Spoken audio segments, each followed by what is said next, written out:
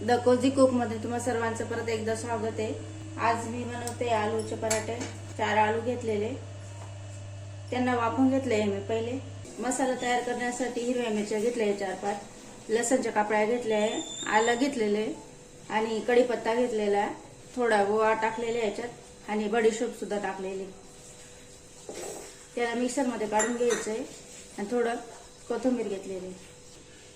आता आलू शिलून घेऊ, आलू किसून घेऊया। आता मी 2 चम्मच तेल टाकते। इथे टाकते मी अर्धा चम्मच राई, जो मसाला केलेला होता तो त्याला परतून घ्यायचं, चांगला गॅस कमी करायचा। इथे मी टाकते थोडा हिंग, थोडी कस्तुरी मेथी, थोडी हळदी पावडर, धना पावडर, चवीनुसार नमक।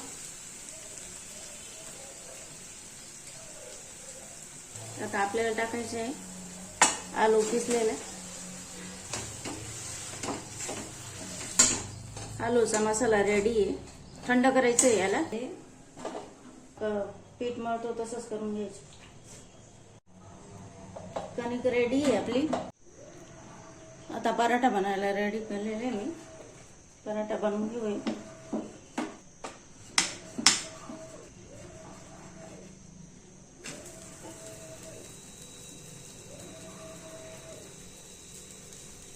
घ्यायचा आहे म्हणजे स्वादिष्ट लागतं।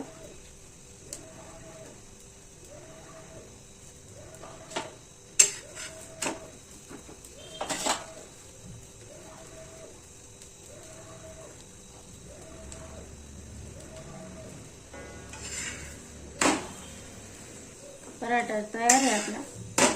आता मी काढून घेते याला, थोडं तेल लावून घेऊ तव्याला। पराठा टाकलाय मी, आता याला वरून तेल। रेडी झालेले आपले पराठे। तर दही सोबत खाऊ शकता, चटणी सोबत पण खाऊ शकता तुम्ही। अगर माझी रेसिपी आवडली असेल तर लाईक सबस्क्राईब जरूर करा।